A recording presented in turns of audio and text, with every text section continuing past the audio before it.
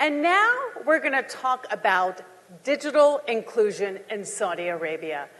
Please welcome His Excellency Abdullah Alswaha, Minister of Communications and Information Technology, Kingdom of Saudi Arabia, to share with us some of the advancements in digital inclusion in the kingdom. Your Excellency. Thank you.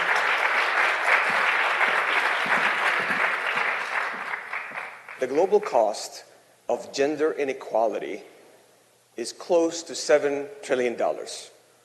That's almost 7% of the global economy and more than the joint combined output of 6 G20 nations.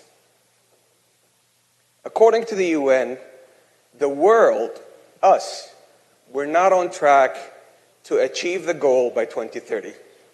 As a matter of fact, in some of these targets, it will take us 286 years. Over the next 3 minutes, I'm going to share with you a story of how a nation has achieved its economic prosperity and diversification under the leadership of Prince Mohammed bin Salman by focusing on gender equality in digital. This story, and I trust me when I say this because I witnessed it firsthand, started when I was working for the Silicon Valley. That was the first time I met His Royal Highness. And he shared with us a vision, how he intends to empower people by focusing on women and youth, safeguard the planet and shape new frontiers while diversifying our economy. And fast forward to today, we have a lot to celebrate. I was told that MISC are here. Can I hear from MISC? So we started with MISC, with Saudi codes touching 1 million women and youth with coding with a game called Minecraft. And it's no wonder that this story has only helped us achieve becoming the grandest and the boldest success story on planet Earth. But wait for this, it helped us achieve the highest success story in the most innovative platform known to humanity, sending the first Arab astronaut to the International Space Station, Rayana Barnawi. Rayana, as a cancer researcher, she has devoted her life to fighting and predicting cancer. And as a matter of fact, in addition to Rayana, the woman in the middle is actually my Chief of Staff, Noura Zaid, who has been the heartbeat and the executive force multiplier behind most of our successes in tech and digital space and STEM. And speaking of remarkable women, I have to talk about Dima Yahya, our General Secretary for the Digital Cooperation Organization, how we have pledged under the leadership of His Royal Highness, joining hands with 16 like-minded nations to make sure that we connect the unconnected, leave no one behind in 3 continents. And last but not least, I have to talk about Dr. Latifa Al-Abdel Karim, who sits on the UN Secretary General AI Advisory Board, helping humanity achieve the outcomes of the Summit of the Future with a human-centric AI, tackling the most pressing challenges in governance, ethics, and regulation.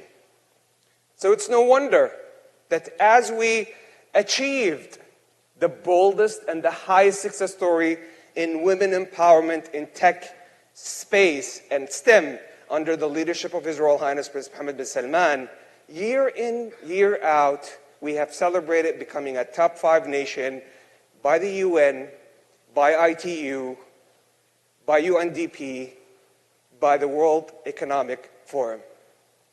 And the team was kind enough to remind me today that my time for my 3 minutes is over. But indeed, the time for all of us will be over when it comes to achieving the SDGs by 2030 if we do not start with empowering women in tech and digital. Thank you so much. Your Excellency, can I speak with you? Can I speak with you? Please. Oh, of course. I just wanted to take a few moments, of course, being a woman, I am charged by seeing so many women lead these initiatives. Why was it important for Saudi Arabia to do this and have women just really be the cornerstone for all the movements going forward? It's 50% of our productivity, prosperity, and future. So it's only natural that as we move from 7% women empowerment in tech, which was a position we did not want to be, to achieving 35%, surpassing the Silicon Valley average, the EU average, and even the G20 average, becoming the most successful story. And hear this, we have achieved our economic diversification by achieving 50% of our economy today becoming non-oil. And tell me briefly, what has this done for other women in the country, seeing women lead these initiatives? It's got to be inspiring. I bet you're going to hear it from Noura, Dima, and the rest of the girls that we have here, how this has really not only transformed their lives, but have helped them contribute to a region on how we can tackle the most pressing issues.